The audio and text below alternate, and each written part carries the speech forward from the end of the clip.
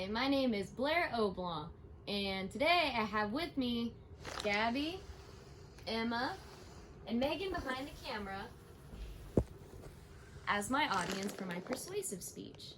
Today I'll be persuading you to not buy your dogs from puppy mills. Now, imagine being locked in a wire cage that is too small to turn around in, stretch, or move in at all. Imagine being forced to breed and watching your puppies being taken away from you one by one. The attractive ones are the lucky ones. They get to leave and go to a new home. The unattractive ones have to suffer the same fate as you day and night, in unfair and unhealthy conditions. This is the sad truth for many dogs that are born into and live in puppy mills right now.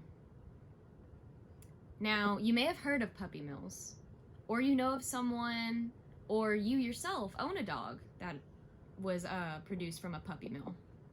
Today, I will talk about the need to abolish puppy mills, what you can do to prevent puppy mills from receiving further funding, and how you and others can benefit from not buying your dogs from puppy mills. Now, I'll begin by talking about how you can abolish puppy mills altogether. According to the Humane Society of the United States, it is estimated that there are about 10,000 puppy mills in the United States, including licensed and unlicensed facilities. Now, puppy mills usually force their dogs to inbreed. By forcing a dog to continually inbreed, it is raising their risk of suffering from inbreeding depression. This can lead to fertility issues, a higher rate of puppy mortality, reduced litter sizes, and a shorter lifespan, and just a general detriment to the dog's health altogether. Now, there are many health risks that dogs have that are produced from inbreeding. This can cause heart complications, eyesight complications, immune system diseases, neurological diseases, any number of genetic diseases from inbreeding. Puppy mills also partake in unhealthy hygiene procedures. Now, according to the Animals, Angels Investigation and Advocacy articles titled Puppy Mills and Dog Auctions, the dogs are prone to cysts and infections in their wounds due to wires or slatted floors that they're forced to live on. This cuts their feet and just causes pus to ooze from their wounds. It's absolutely disgusting.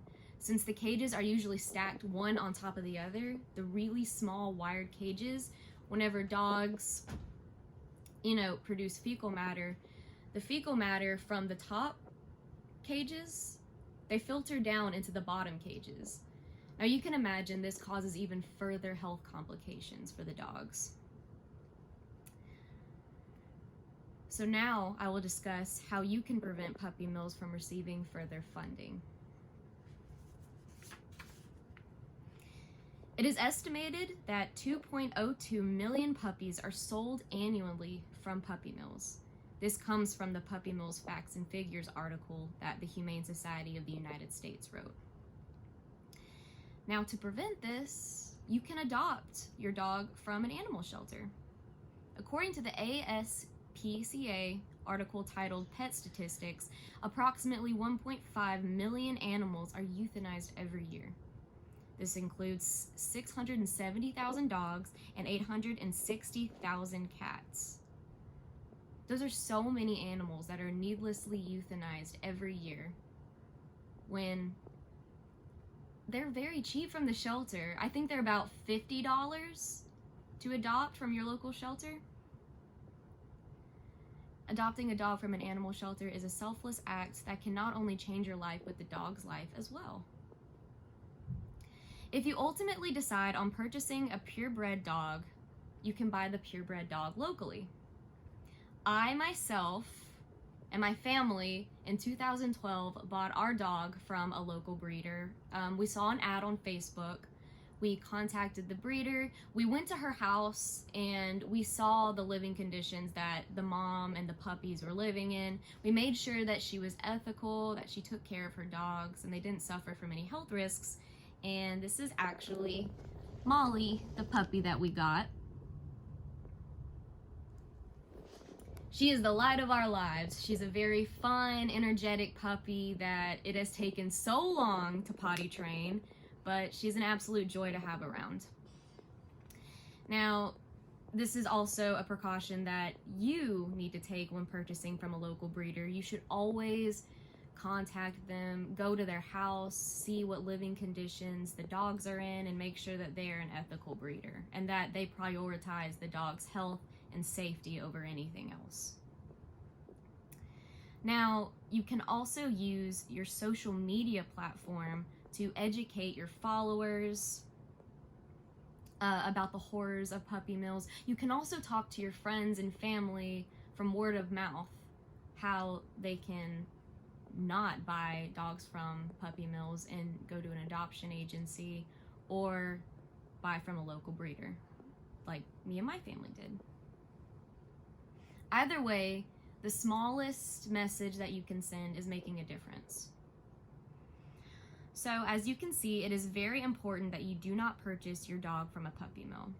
Today I've talked about how the need for the abolishment of puppy mills, how you can prevent puppy mills from further funding, and how you yourself can benefit from not buying your dog from a puppy mill. What if you're able to save an innocent dog's life? There is no greater feeling than the rush of emotion that comes from saving a life and doing a wonderful deed, such as adopting your furry friend from the shelter. I can't tell you how... We have 2 other dogs that we adopted from a shelter, and I can't tell you the rush of emotion that I felt taking home our other dogs. Their names are Cleo and Maddie, and they were so happy to be freed from the confines of the adoption shelter. They were so happy to finally have a home. And Cleo, actually, she came from an abusive household. She was very neglected. She was kept in a kennel all day long.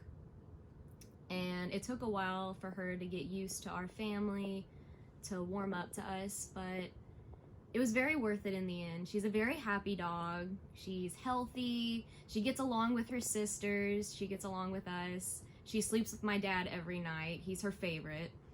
And it's just such a wonderful and fulfilling feeling that I wish that I could pass on to everyone else. I leave you all with a quote by Courtney Bailey. My shelter days are numbered 10. 10 more days until the end. My shelter days are number 8.